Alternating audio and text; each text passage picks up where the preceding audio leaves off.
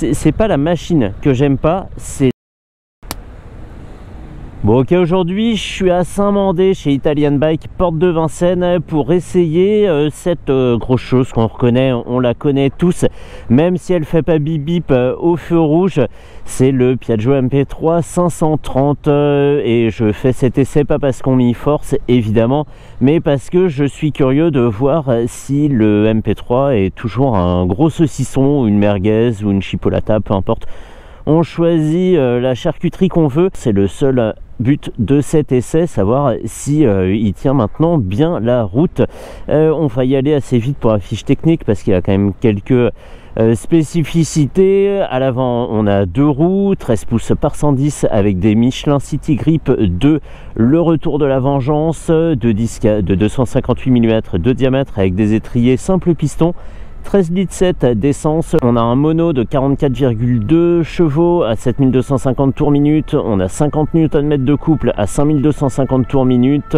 Une selle à 790 mm de haut, 280 kg sur la balance. Et à l'arrière, une jante en 14 pouces, un pneu en 140 de large et un disque de 240 avec un étrier simple piston également. Sur la facture, 13 200 € et quelques équipements sympas comme un régulateur de vitesse, un TFT de 7 pouces, une marche arrière et un radar qui surveille les abords de la machine. Ok, on met la jupe. Pam, pam. Et on part. J'ai la clé dans la poche. Ok. Ok, et on va tester la marche arrière. Ici à gauche, sous la protection, il y a un commutateur. Je l'ai passé. Ok. Donc la caméra est là et normalement avec le démarreur on fait marche arrière. Il y a un petit à-coup. Ok. Et il y a des petites zones, très bien. Moi je suis là et je recule. Vite. Ok. Commutateur s'il vous plaît.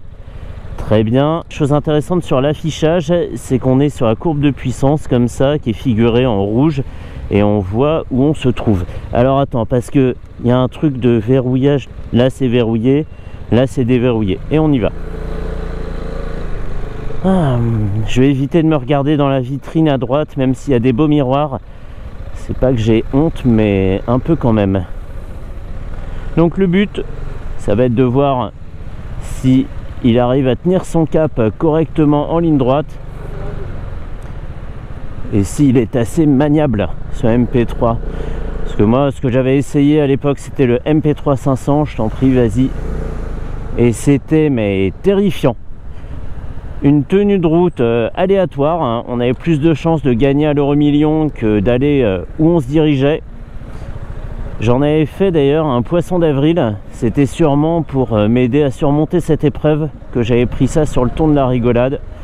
Ouais mais eh ben on va faire comme ça, regarde. Hop, pam, pam, ça se passe bien, les 280 kg se font pas sentir, on va essayer de pas percuter la poubelle.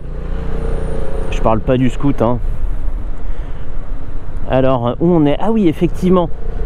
D'accord, ah c'est un peu gadget mais c'est très joli cette courbe de puissance. Donc la courbe de puissance en rouge, une barre bleue qui se déplace dessus et on sait un peu ce qui va nous attendre comme disponibilité mécanique.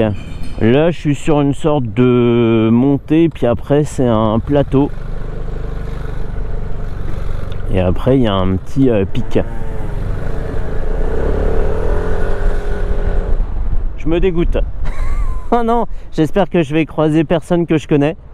Jusqu'à présent c'est bien. En plus depuis que j'ai essayé... Oh un copain, est-ce qu'on se fait signe entre MP3? Je crois pas, il avait même pas de gants lui. Depuis que j'ai essayé le MP3 500, j'en ai essayé d'autres, des scooters 3 roues. Il y a eu les deux Tricity chez Yamaha.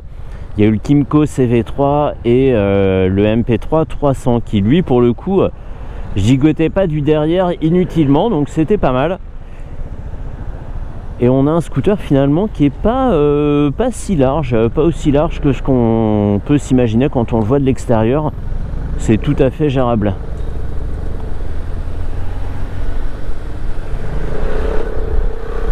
Avec toujours ce bruit horrible là. Ah là là. Mono qui fait ce bruit de moteur à eau là. Et ça vibre pas mal, hein. Je sais pas si on le voit.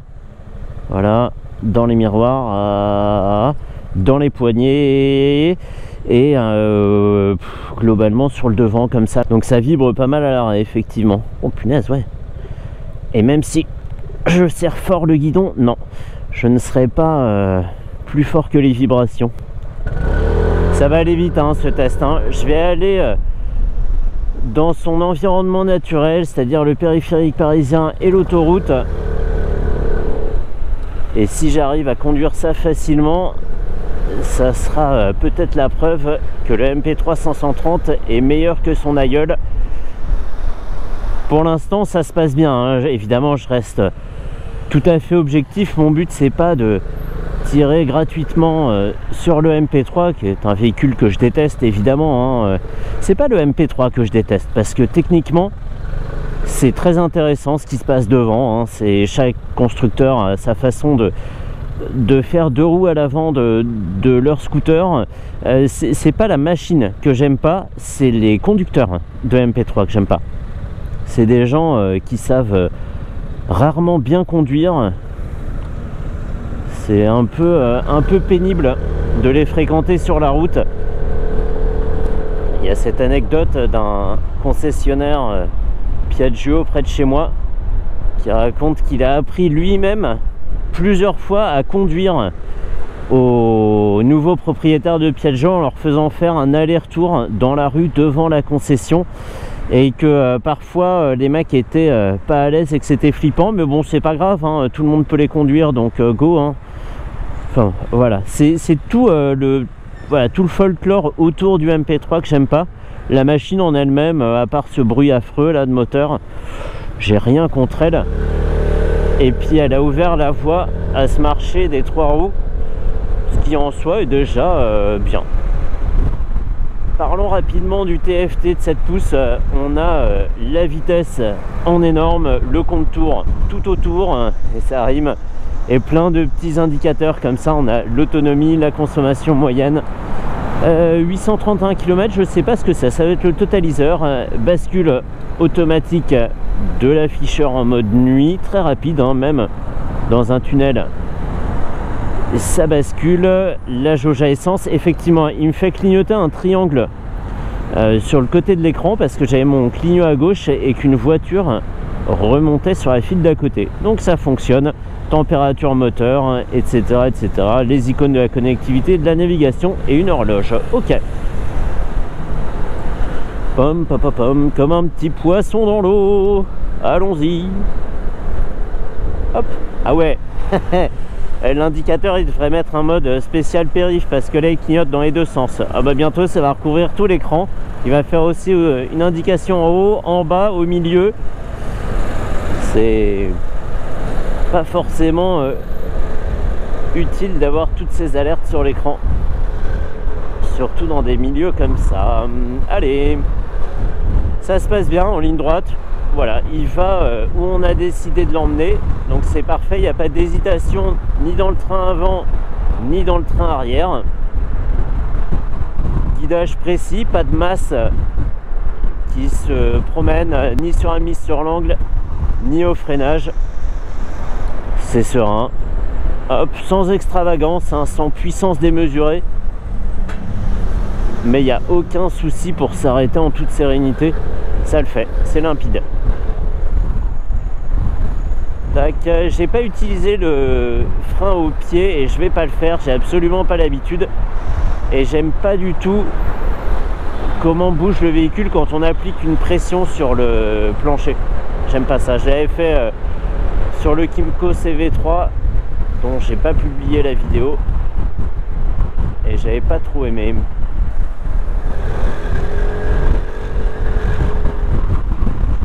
C'est très linéaire hein. L'accélération on ressent pas grand chose ni sur le couple ni quand la puissance arrive, c'est pas dingo et je conduis comme un gros sac et je me suis trompé, c'est pas du tout là que je vais aller. Pas grave, je vais la rejoindre mais on va pas prendre le virage de la mort. Allez, ça va donner l'occasion de se faufiler encore un peu. Ok, nickel. Même en appui avec les freins est légèrement incliné. Il n'y a pas de surprise, on sait où va aller la machine, c'est très bien. Je touche des 2 pointes, mais ça me suffit pour pousser un peu le scoot et en faire ce que je veux en manœuvre. Ok, on va aller là. Non, lui il va quand même à droite. Bienvenue à Paris et c'est parti. Allez.